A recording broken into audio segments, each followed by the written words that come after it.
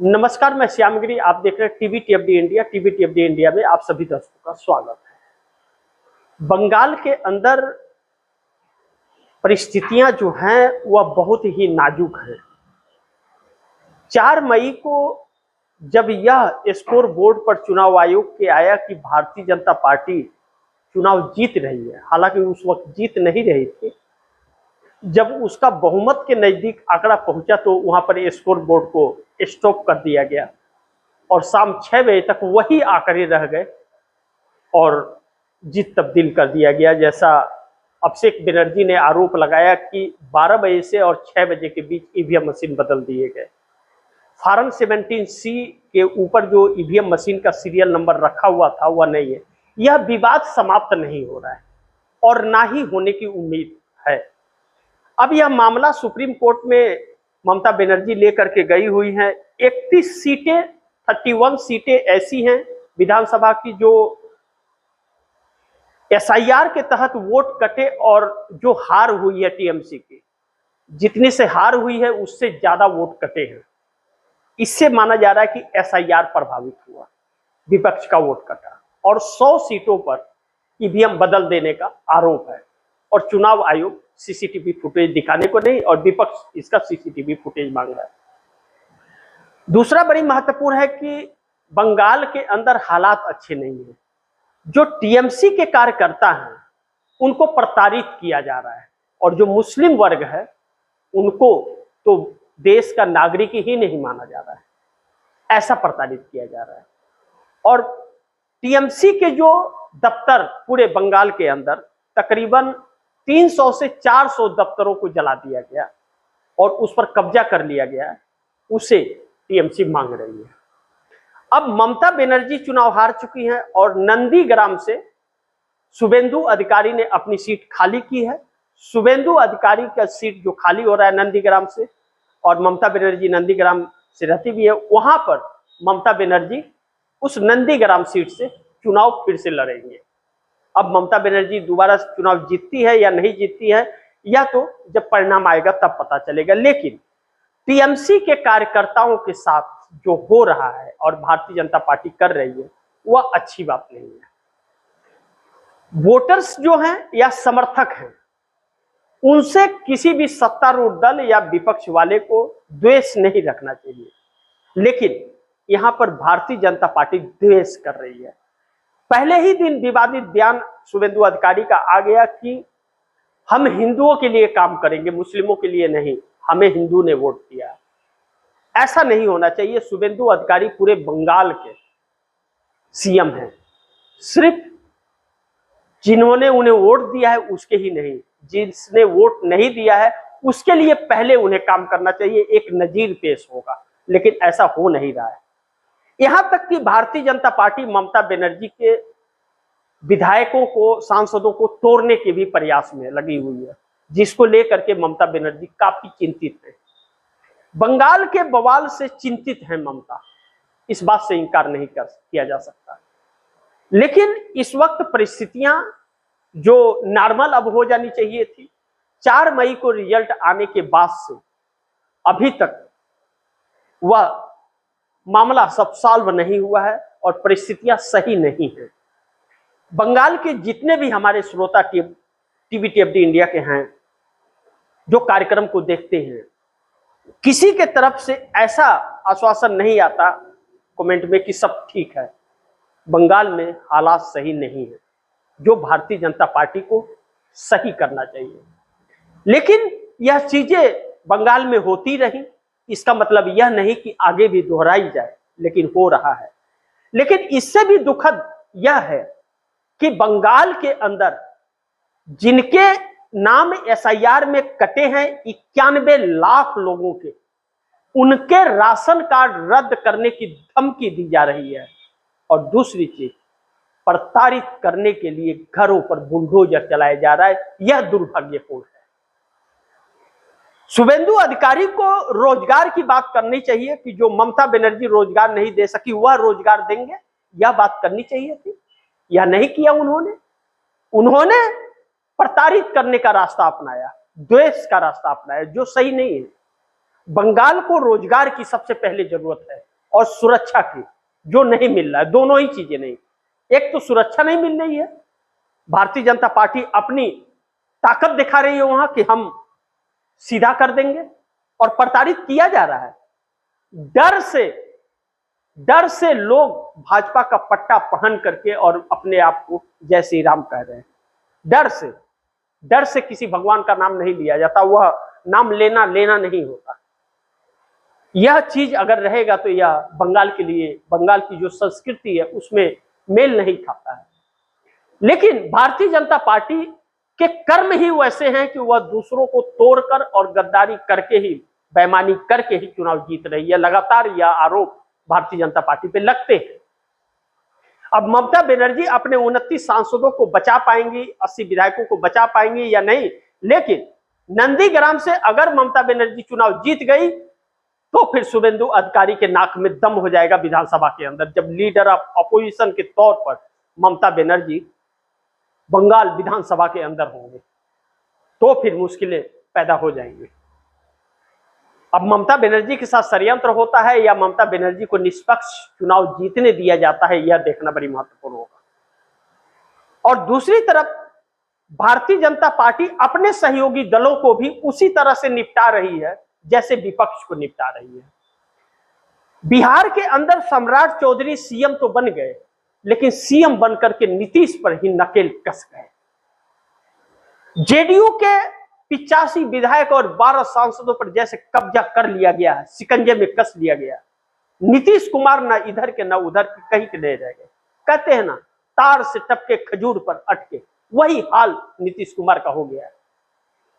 20 साल 6 महीना सीएम रह करके भी नीतीश कुमार ने अपनी पार्टी को वैसा नहीं बना पाए कि किसी की नजर न पड़ सके और कोई कुछ बिगाड़ न सके। नीतीश कुमार स्वयं मोहताज हो गए अब भाजपा के।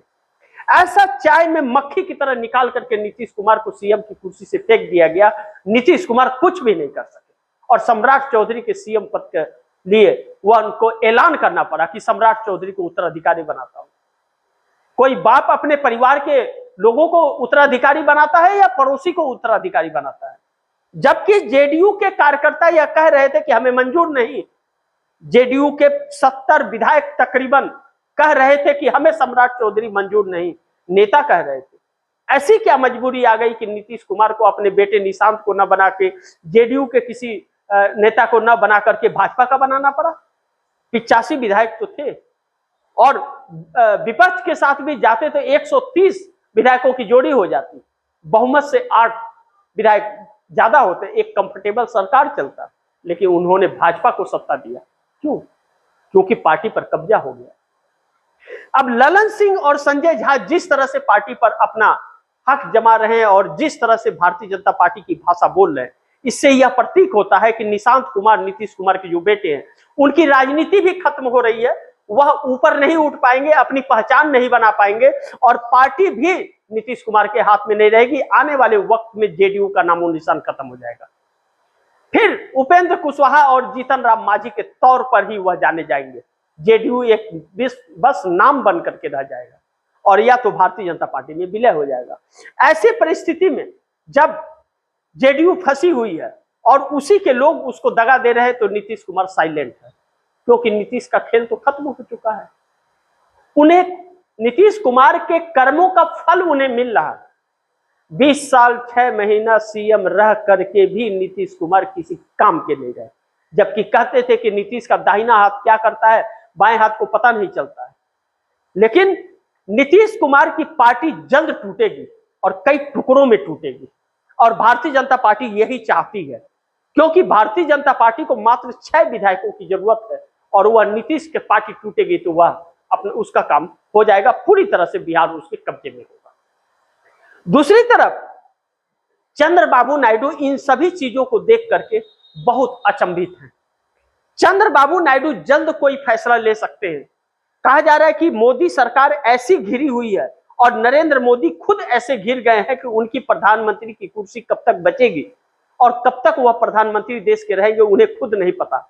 जिस हालात में देश को लाकर के पहुंचा दिए, विरोध प्रदर्शन, विपक्ष हमलावर है और सवाल पर सवाल दागे जा रहा है और प्रधानमंत्री विदेश में जाकर के और इशारा कर रहे हैं कि हम बहुत गरीबी की तरफ जा रहे हैं।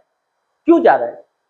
भारत विकास के दर पर दौड़ रहा था, 2047 तक विकसित देश बन जाएगा। अरे कौन सा विकसित देश बन जाएगा? पहले क्या विकसित नहीं था? मेरा भारत महान नहीं था?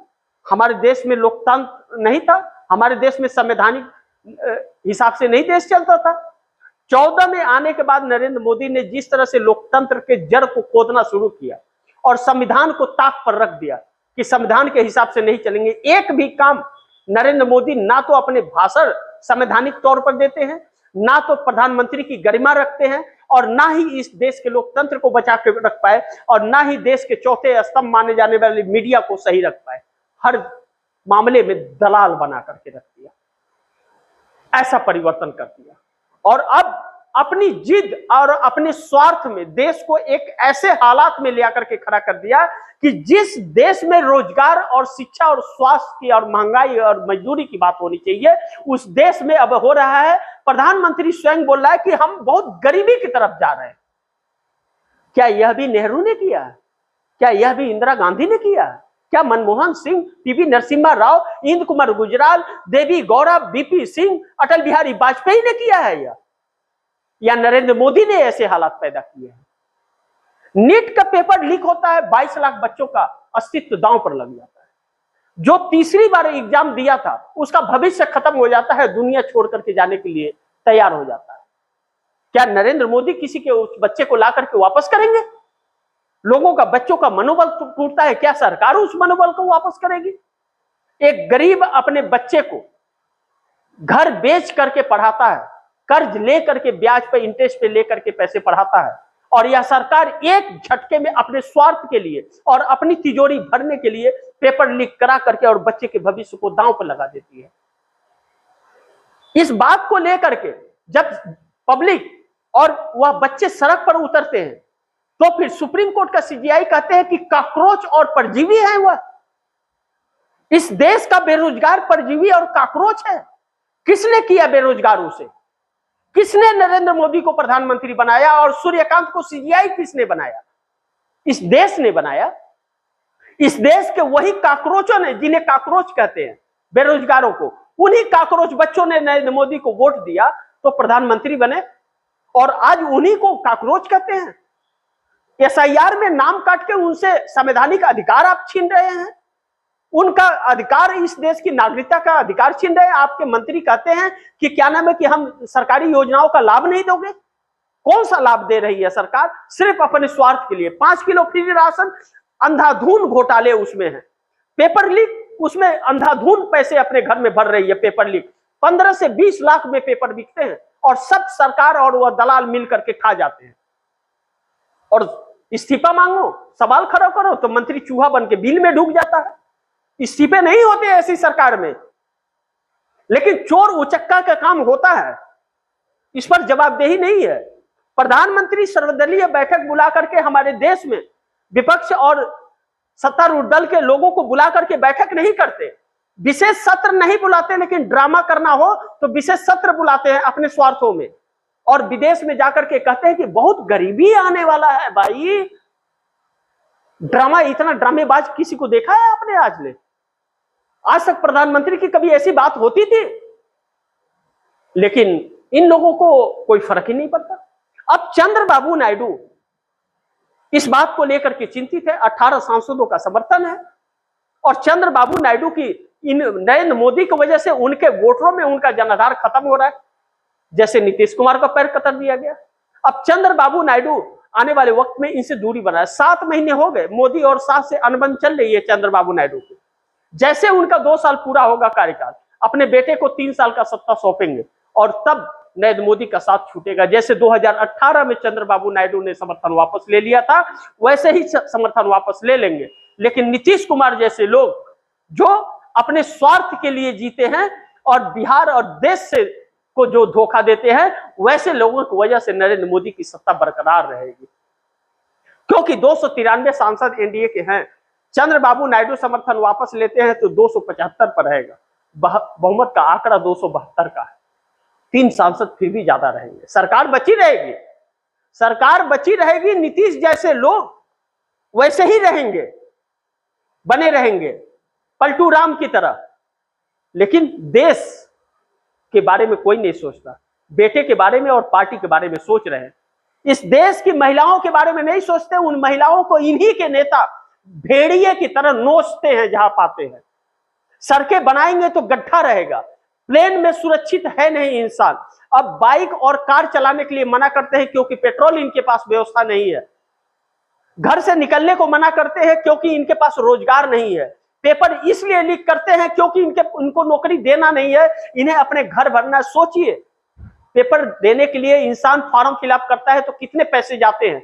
100 रुपया भी मान लीजिए जाता है। 22 लाख लोगों के जो भविष्य खराब हुए हैं, कितने पैसे इस सरकार ने बनाए? और 20 लाख में 15 लाख में पेपर जो बेचे, अलग पैसे किसके पास गए? उन दलालों के पास जो कालाबाजारी करते हैं। उन दलालों ने कमीशन तो जरूर दिया होगा, नहीं कमीशन तो चंदा दे दिया होगा। चंदे के धंधे में इस देश के भविष्य को बर्बाद किया जा रहा है, यह हकीकत है।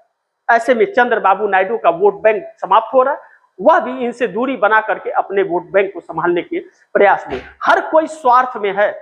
राहुल गांधी इन्हीं बातों को लेकर के जब सड़क पर उतरते हैं, उन बच्चों के साथ उनकी लाठी बन करके खड़े होते हैं तो सरकार की नींद उड़ती है तो एफआईआर कराती है।